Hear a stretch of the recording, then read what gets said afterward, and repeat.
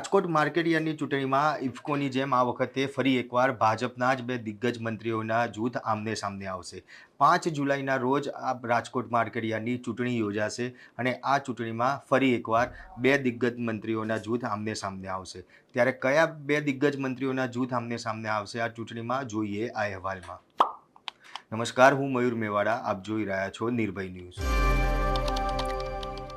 2 જૂનના રોજ રાજકોટ માર્કેટિંગ યાર્ડમાં ચેરમેન સહિતની આખી બોડીની ટર્મ પૂરી થઈ ચૂકી હતી, પરંતુ ચૂંટણી પ્રક્રિયા શરૂ કરવામાં આવી હતી ત્યારે આચારસંહિતાના હિસાબના કારણે કામગીરી અટકી હતી. ત્યારે લોકસભા ચૂંટણીના પરિણામો જાહેર થતાની સાથે જ માર્કેટિંગ યાર્ડ દ્વારા પણ ચૂંટણી યોજવા માટે જામનગર જિલ્લા રજિસ્ટ્રારની ચૂંટણી અધિકારી તરીકેની નિમણૂક કરવામાં આવી. આગામી તારીખ 5મી જુલાઈએ ચૂંટણી યોજાશે તેવી આજે માર્કેટિંગ યાર્ડના વહીવટદાર દ્વારા જાહેરાત કરવામાં આવી હતી. વર્તમાન સમયમાં યાર્ડની આવક અને ટર્નઓવરમાં જબરો ઉછાળો આવ્યો છે. ત્યારે આ કામગીરીને જોઈને આ વર્તમાન ચેરમેન જયેશ બોગરા ફરીથી ચેરમેન બને તેવી શક્યતાઓ યાર્ડના સૂત્રો દ્વારા વ્યક્ત કરવામાં આવી હતી. ત્યારે આગામી દિવસોમાં ચૂંટણીમાં ફોર્મ ભરવાના સહિતની પ્રક્રિયા હાથ ધરવામાં આવશે. અત્રે ઉલ્લેખનીય છે કે દર વખતની જેમ આ વખતે રહીને ભાજપના પૂર્વ મંત્રી અરવિંદ રૈયાણી મેદાનમાં આવ્યા છે. યાર્ડની ચૂંટણીમાં પરસોત્તમ સાવલિયા, હરદેવસિંહ જાડેજા અને નીતિન ઢાકેચાર ગ્રુપને બંધ અને ખુલ્લા બારણે તન મન ધનથી જીતાડવા માટે કામે લાગી ચૂક્યા છે. ત્યારે આ વખતે ફરી રાજકોટ માર્કેટયાર્ડની ચૂંટણીમાં પણ ભાજપના જ બે મંત્રીઓના અલગ અલગ જૂથ આમને સામને ચૂંટણી લડવા માટે ઉતરે તેવું જ હાલ દેખાઈ રહ્યું છે. કે જે રીતે રાજકોટ માર્કેટિંગ યાર્ડનું પણ હવે ઇલેક્શનની વાત થઈ રહી છે અને માર્કેટિંગ યાર્ડના ઇલેક્શનમાં રાદડિયા વર્સિસ રૈયાણી આ જે આખું સમીકરણ છે તેને સમજવું છે, કારણ કે સૌરાષ્ટ્રની અંદર આ જે સેક્ટર્સ છે બધા કોઓપરેટિવ સેક્ટર્સ એ ખૂબ મહત્વ રાખતા હોય છે અને રાજકોટ માર્કેટિંગ યાર્ડની ચૂંટણી પણ હવે થવા જઈ રહી છે. બેન, સહકારી ક્ષેત્ર એક એવું ક્ષેત્ર છે એમાં જેનું પ્રભુત્વ હોય એને સરકાર પણ ડિસ્ટર્બ કરી શકતી નથી અને એનો જડબે સલાક દાખલો જયેશ રાદડિયાએ જે સરકારની સામે જઈને જે જીતી બતાવ્યું તે છે. આપણે બધા એના વિશે ચર્ચાઓ અનેક વખત કરી ગયા છે ઇફકો વગેરેમાં, કે એની ડિરેક્ટર પદ જ્યારે થવું હતું ત્યારે CR પાટીલે કોને આપી હતી મેન્ડેટ, કોને આપ્યો હતો? ભાઈ એના અમિત શાહના સાડુભાઈ ગણાતા હતા એવા એક વ્યક્તિને.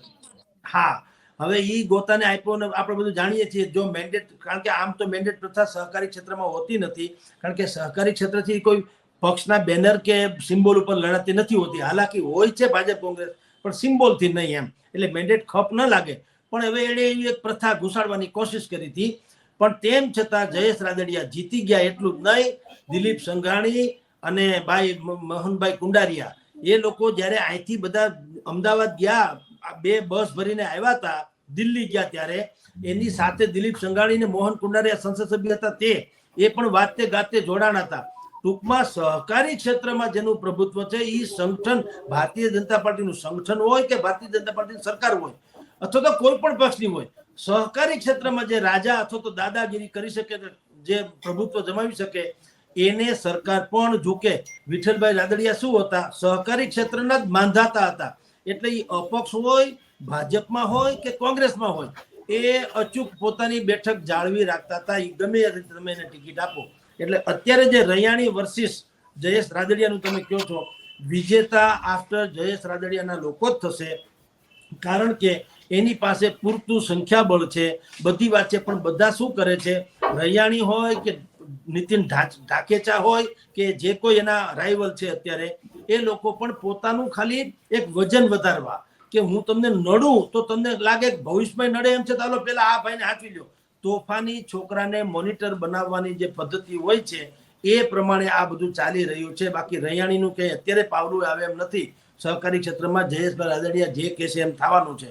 પણ હવે મને તમે ગણજો, કમસે કમ મેં આ ઓલા જેમ પ્રધાનોમાં કહે છે આ સહકારી ક્ષેત્રમાં, કે મને એન કેન પ્રકારે સાચવી લેજો. એટલે એણે પણ આવું ઉંબાડિયું શરૂ કર્યું છે.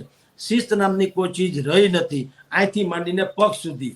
એટલા માટે થઈને અહીંયા તમને કહું, આ લડત ચાલી રહી છે અને એ લડતમાં પણ અંતે તો મેં કીધું તેમ થવાનું છે જયેશભાઈ રાદડિયાનું, કારણ કે એની પાસે બધું આમ દામ ઠામ બધું જેને કહેવાય છે. રૈયાણીભાઈ જે છે તો આકસ્મિક મંત્રી હતા, પાટીદાર હતા, એટલે મંત્રી પદ ભોગવી ગયા, પણ એનું કોઈ એવું જૂથ નથી. હા, વૈયક્તિક રીતે એ માણસ પૈસા ખર્ચે છે, વાપરે છે, લોકોને દાન ધર્મ એના લેવલ પ્રમાણેનો ખર્ચો હાથના છૂટા, અમારી ભાષામાં કહીએ તો હાથના છૂટા છે, ફોરા છે, એટલે કે ખવડાવી પીવડાવી રવિ જાણે છે.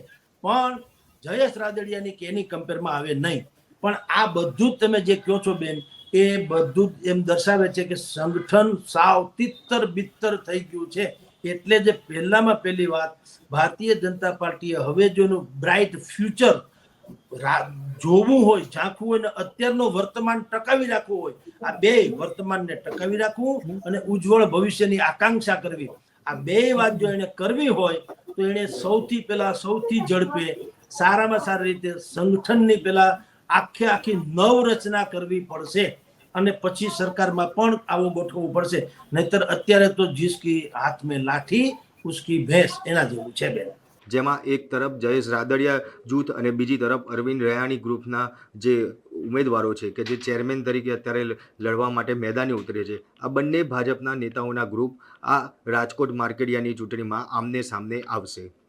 ત્યારે આ વખતે રાજકોટ માર્કેટયાર્ડની ચૂંટણીમાં કોણ બાજી મારી જશે તે કોમેન્ટ બોક્સમાં જરૂરથી જણાવજો અને અમારી નિર્ભય ન્યૂઝ ચેનલને લાઇક, શેર અને સબસ્ક્રાઇબ કરવાનું ભૂલશો નહીં. આભાર.